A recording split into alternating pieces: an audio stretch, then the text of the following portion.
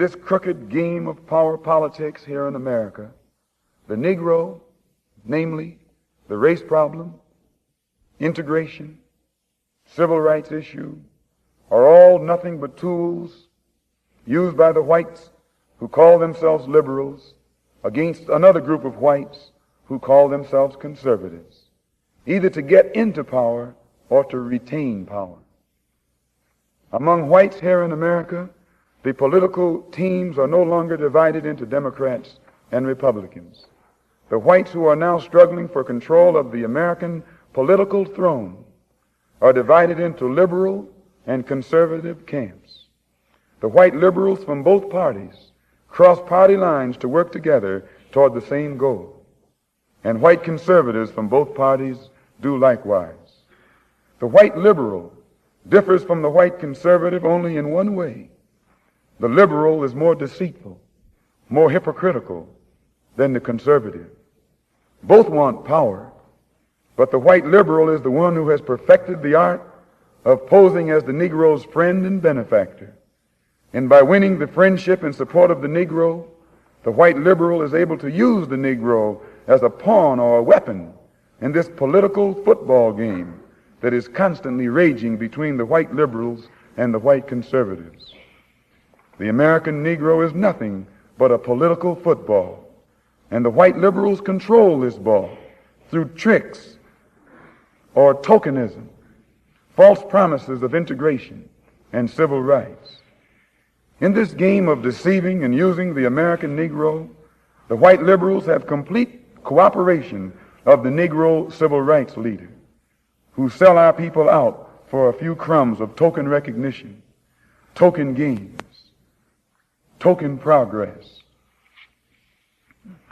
In the New York Tribune, in an editorial dated February the 5th, 1960, they pointed out that out of 11 million qualified Negro voters, only 2,700,000 actually take time to vote.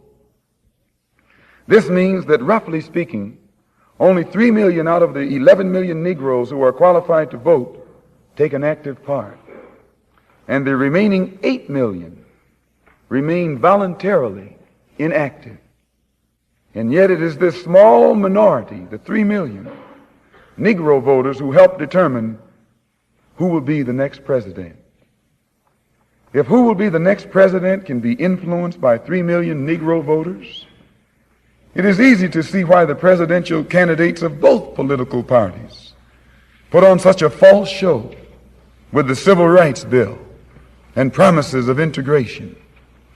They must impress the 3 million voting Negroes who are the actual integration seekers. And if so much fuss is made over these 3 million integration seekers, what would the presidential candidates have to do to appease the 8 million non-voting Negroes if they ever decided to become politically active? They hold the balance of power. Who are the 8 million non-voting Negroes? What do they want? And why don't they vote? The 3 million Negro voters are the so-called middle-class Negroes, or high-class Negroes, or uppity Negroes, who are referred to by the late Howard University sociology professor E. Franklin Frazier as the black bourgeoisie, who have been educated to think as patriotic individualists with no racial pride whatsoever, who believe in and look forward to the future integrated, intermarried society that is constantly being promised to them by the Negro politician. And therefore, this integration-minded 3 million minority remain an active part of the white-controlled political parties. But it must never be overlooked that these 3 million Negro integration seekers are only a small minority of the 11 million qualified Negro voters. The 8 million non-voting Negroes are the majority, the downtrodden black masses. They have refused to vote. They've refused to take a part in politics because they reject the Uncle Tom approach of the clergy politician leadership that has been handpicked for the so-called Negroes by the white man himself. This clergy politician leadership does not speak for the Negro majority. They don't speak for the black masses.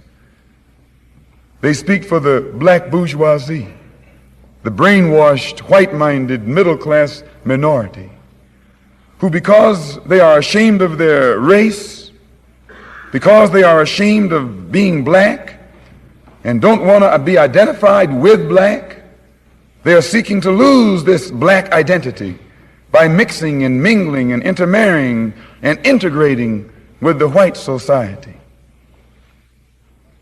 The race problem cannot be solved by listening to the white-minded, brainwashed minority.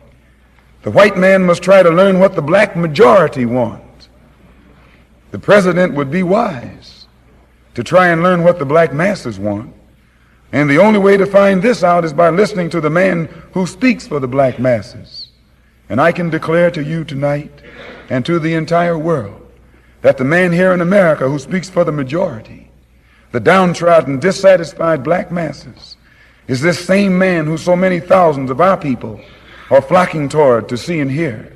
This same Mr. Muhammad who is labeled by you as a black supremacist and as a racist and as an extremist. If the 3 million middle-class Negroes are casting their ballots for integration and intermarriage, what do the non-voting black masses who are in the majority want? Find out what the black masses want, and then perhaps America's grave race problem can be solved.